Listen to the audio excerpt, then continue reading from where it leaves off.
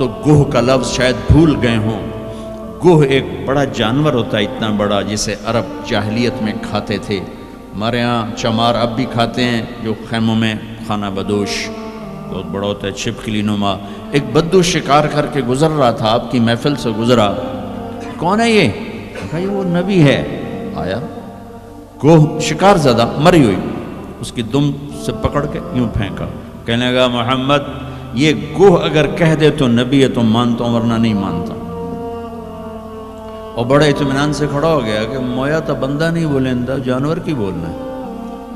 اور وہ ایسے مری پڑی ہے. تو آپ نے کہا یا ضب، یا ضب، اے گوہ.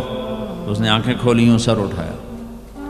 لبیک و سعدیک، میں حاضر. میرے بھاگ جاگ اٹھے، مجھے آخری نبی نے بلایا. یا زین من وافا یوم القیامہ، اے قیامت کے دن کو خوبصورت بنانے والے، ارشاد فرمائیے میں حاضر ہوں. آپ نے فرمایا من تعبد، کس کو یاد کرتی ہو، کس کی عبادت کرتی ہو؟ کمن فی السماء عرشہ وفی الارض سلطانہ وفی البحر سبیلہ وفی الجنت رحمتہ وفی النار عقابہ. میں اس کو یاد کرتی ہوں جس کا عرش آسمانوں میں، حکومت زمینوں میں، راستے سمندر میں، رحمت جنت میں، عذاب جہنم میں. او بدو دی تے چوکڑی گئی.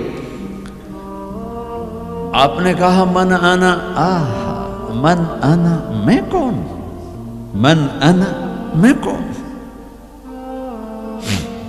تو گوہ نے کہا انت رسول رب العالمین، آپ رب العالمین کے رسول ہیں. اگلی بات اس سے بھی خوبصورت، وخاتم النبیین، آپ آخری رسول ہیں، آپ کے بعد کوئی نہیں. قد افلح من صدقک وقد خاب من کذبک، جو آپ کے پیچھے چلے گا کامیاب، جو آپ کو چھوڑ جائے گا ناکام. اس گوہ کا، اس بول کا واسطہ دیتا ہوں کہ وہ اتنا ایمان رکھتی ہے کہ بریڈ فورڈ والوں کو پیغام پہنچ جائے 14 صدی کے بعد کہ نبی کے دامن کو تھامو گے تو اللہ بھی ملے گا، دنیا بھی ملے گی. اگر یہ دامن چھوٹ گیا، نہ یہ جہان ہے نہ وہ جہان ہے. ان کی زندگی ان سورج سے زیادہ چمک. سورج تو ڈوبتا ہے، چاند تو گھٹتا اور بڑھتا ہے. سورج میں آگ ہے، چاند میں داغ ہے. میرا نبی بے آگ ہے، بے داغ ہے. وہ غروب نہیں ہوتا، ہمیشہ طلوع ہونے کے لیے میرے نبی کی نبوت، ہستی، حیثیت کو وجود ملا ہے.